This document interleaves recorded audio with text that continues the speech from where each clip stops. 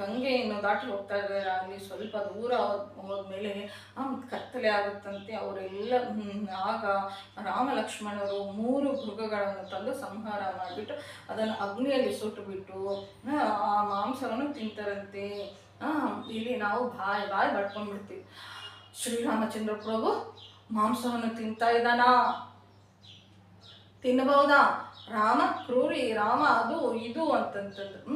ರಾಮ ಹುಟ್ಟಿರುವಂಥದ್ದು ಬ್ರಾಹ್ಮಣ ಕುಲದಲ್ಲ, ಅದು ತ್ರೇತಾಯುಗದಲ್ಲಿ ಬ್ರಾಹ್ಮಣರು ಕೂಡ ಶ್ರಾದ್ದ ಕರ್ಮಗಳಿಗೆ ಮಾಂಸವನ್ನು ತಿನ್ನಬಹುದು ಅಂತ ಆ ಯುಗದ ಧರ್ಮ ಇತ್ತು. ಆದರೆ ರಾಮ ಹುಟ್ಟಿರುವಂಥದ್ದು ಕ್ಷತ್ರಿಯ ಕುಲದಲ್ಲಿ. ಮಂತ್ರ ಹೇಳ್ತಾ ಇದ್ರೆ ಮಾಂಸ ಯಾಕೆ ತಿನ್ನಬಾರ್ದು ಅಂತ ಹೇಳ್ತಾರೆ ಅಂದರೆ, ನಾಲಿಗೆ ನಮ್ಮ ಇದು ಆ ಮಾಂಸ ಏನು ಜೀರ್ಣ ಆಗೋದಕ್ಕೆ ಬಹಳ ಕಷ್ಟ ಆಗೋದ್ರಿಂದ ನಮ್ಮ ಬುದ್ಧಿ ಮಂದ ಆಗುತ್ತೆ.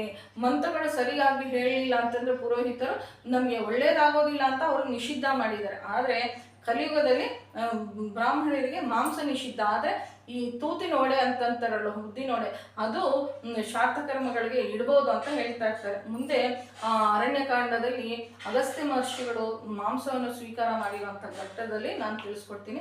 ನೋಡ್ರಿ, ಕ್ಷತ್ರಿಯರಿಗೆ ಏನು ಯುದ್ಧ ಮಾಡಬೇಕು, ಅವರಿಗೆ ದೇಹದಾರ್ಢ್ಯ ಇರಬೇಕು. ಅವ್ರ ಮೊಳಕೆ ಕಾಲು ಮತ್ತೆ ಹಸಿಯಾಗಿರುವಂಥದ್ದು ತಿಂದರೆ ದೇಹ ಎಲ್ಲಿ ಶಕ್ತಿ ಇರುತ್ತೆ?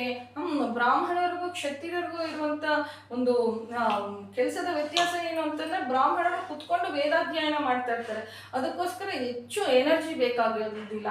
ಆದರೆ ಕ್ಷತ್ರಿಯರು ಅದೆಷ್ಟು ಕಷ್ಟಪಡಬೇಕಾಗುತ್ತೆ. ನಾನಿಲ್ಲಿ ಕಡಿಮೆ ಮಾತಾಡ್ತಾ ಇಲ್ಲ. ವೇದಾಧ್ಯಯನ ಅನ್ನುವಂಥದ್ದು ಒಂದು ಬುದ್ಧಿಗೆ ಸಂಬಂಧಿಸಿರುವಂಥ ಚಾಲೆಂಜ್ ಆಗಿದ್ರೆ, ಇವರು ದೈಹಿಕತೆಗೆ ಒಂದು ದೈಹಿಕ ಶಕ್ತಿಯನ್ನು ತೋರಿಸ್ಬೇಕಾಗುತ್ತಲ್ವ. ನಾವು ಮಿಲಿಟ್ರಿಯಲ್ಲಿ ಇರುವಂಥವ್ರಿಗೆ ಏನು ಈ ಹಸಿದಾಗಿರುವಂಥ ತರಕಾರಿ ಇವನ್ನ ಕೊಟ್ಬಿಟ್ರೆ ಅವರು ಎಲ್ಲಿಂದ ಬರುತ್ತೆ? ಅಷ್ಟು ಶ್ರಮ ಪಡುವಂಥವ್ರು, ಕುತ್ಕೊಂಡು ಇರುವಂಥವ್ರಿಗೂ ಮತ್ತೆ ವ್ಯವಸಾಯ ಮಾಡುವಂಥವ್ರು ಒಂದೇ ಕ್ವಾಂಟಿಟಿಯಲ್ಲಿ ಊಟ ಮಾಡ್ತಾರ. ಕೆಲಸ ಮಾಡುವಂಥವ್ರಿಗೆ ಆ ಕೆಲಸದಲ್ಲಿ ಮಾಡ್ತಾ ಖರ್ಚಾಗ್ಬಿಡುತ್ತೆ, ಜೀರ್ಣ ಆಗ್ಬಿಡುತ್ತೆ. ಆದರೆ ರಾಮ ಎಲ್ಲೂ ಇಲ್ಲಿ ಧರ್ಮವನ್ನು ತಪ್ಪಿಲ್ಲ. ಆತ ಕ್ಷತ್ರಿಯನಾಗಿರೋದ್ರಿಂದ ಕ್ಷತ್ರಿಯ ಕುಲಕ್ಕೆ ಶಾಸ್ತ್ರದಲ್ಲಿ ಮಾಂಸವನ್ನು ಭುಜಿಸ್ಬೋದು ಅಂತ ಹೇಳಿದ್ದಾರೆ. ಅದಕ್ಕೋಸ್ಕರ ಅವರು ಕ್ಷತ್ರಿಯರಾಗಿರೋದ್ರಿಂದ ಮಾಂಸವನ್ನು ಭುಜಿಸ್ತಾರೆ. ಮಹಾಭಾರತದಲ್ಲಿ ಮತ್ತು ಇದರಲ್ಲೂ ಯಾರು ಶ್ರೀಕೃಷ್ಣ ಪರಮಾತ್ಮ ಹಾಗೂ ಯಾರು ಧರ್ಮರಾಯರು ಮತ್ತೆ ಪಂಚಪಾಂಡವರು ಕೂಡ ಮಾಂಸವನ್ನು ಭಕ್ಷಿಸಿದ್ದಾರೆ. ಯಾಕೆಂದ್ರೆ ಅವರು ಕ್ಷತ್ರಿಯ ಕುಲದಲ್ಲಿ ಹುಟ್ಟಿದ್ದಾರೆ. ಇದನ್ನು ನಾವು ನೆನಪು ಮಾಡ್ಕೊಬೇಕಾಗುತ್ತೆ.